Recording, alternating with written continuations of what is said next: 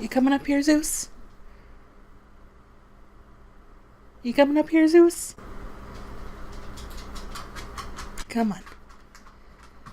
Come on. Good boy. Alright. Well, it's been a month since I got my head chopped up. Let's talk about how I'm doing.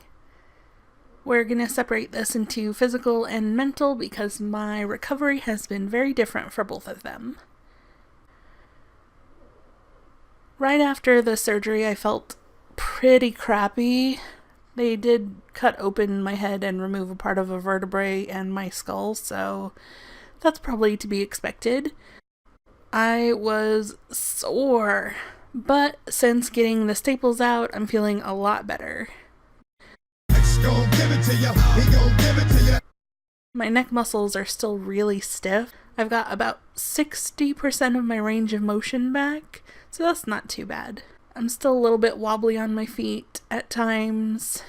Overall, physically, things are getting better slowly but surely.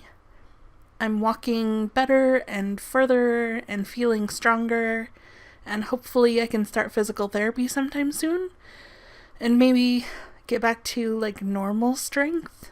Well, as normal as possible. According to just about everyone, it takes about a year for everything to even out and for your body to find its new normal. So basically, in about a year, I'll know which of my symptoms are gone, which are still there but better, and which haven't changed at all. Symptoms may come and go during the next year, and I guess we'll just have to wait and see. Emotionally, things have been up and down. I cry over silly things like songs I've heard a million times, my cute, adorable dogs, the teamwork on Celebrity American Ninja Warrior. It was just so beautiful. I feel kind of scattered, I guess. It's hard to concentrate sometimes, and my anxiety is always right there, reminding me exactly how much I've missed out on in the last 5 years. Remember you saw someone make a purchase in person and the cashier asked if they had a chip card?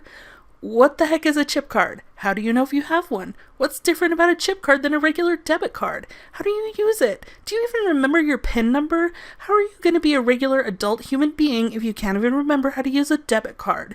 Might as well be a hermit. Get ready for cave life. You cannot go for a walk on your own. What if you forget your keys and lock yourself out of the house? What if you forget your wheelchair and you can't sit if you need to and you fall and you hurt yourself? There will be no one there to help you, and God forbid if you take the dogs with you.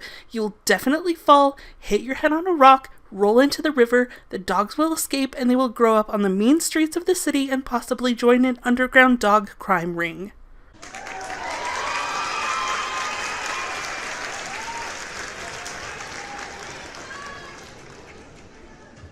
So, anxiety definitely gets the best of me sometimes, and then sometimes depression slips in and kicks me in the butt. Why did you get this surgery? You're never gonna have a normal life. You're all scarred up and old and slow and in pain. They should have just put you down like Old Yeller. Poor cat. What a waste. Even if the surgery gets rid of 100% of all the symptoms, you'll never be the same. You'll always have the lost 5 years hanging over you, and no one can ever understand that. So when the depression kicked in, I got angry. I was like, I'm gonna kick this in the butt so hard its kids will be afraid of pooping. And that's when I pushed myself to do my goals on the goals list that I made. Even if it's technically a little too much too soon, and my body revolts and we start the whole cycle all over again.